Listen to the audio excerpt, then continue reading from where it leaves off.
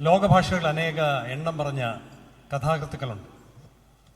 O Henry, Leo Tolstoy, Arthur Conan Doyle, Anton Chekhov, Edgar Allan Poe, Ernest Hemingway, മലയാളത്തിൻ്റെ പ്രിയപ്പെട്ട T Padmanabhan, അങ്ങനെ ഒട്ടേറെ ചെറുകഥാകൃത്തുക്കൾ. അവരുടെയൊക്കെയും കഥകൾ നമ്മെ ഹഠാത് ആകർഷിച്ചിട്ടുണ്ട് എന്നെനിക്കറിയാം.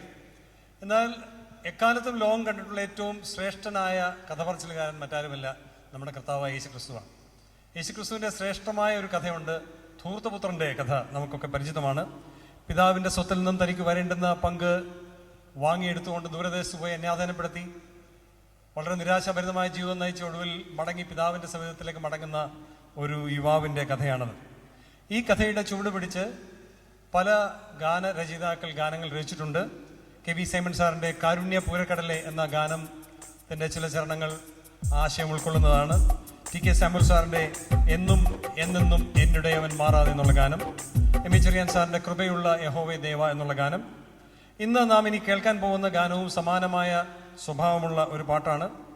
വീട് വിട്ട് നാശപാതയിലോടി ശാപലോകത്തിൻ്റെ ഇമ്പം തേടി നടക്കുന്ന ഒരു ധൂർത്തപുത്രനെ സ്വന്തം രക്തം ചിന്തി വീണ്ടെടുത്ത ദൈവപുത്രൻ്റെ കഥയാണ് ഈ ഗാനം.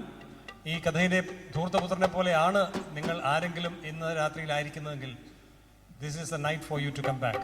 ഈ രാത്രിയിൽ മടങ്ങി ദൈവസന്നിധിയിലേക്ക് അനുതാപത്തോടെ വരുവാൻ നമുക്കിടയാകട്ടെ. അടുത്ത ഗാനം നമുക്ക് കേൾക്കാം, ജീവദായക ദിവ്യ സ്നേഹ നായക എന്നുള്ള ഗാനം.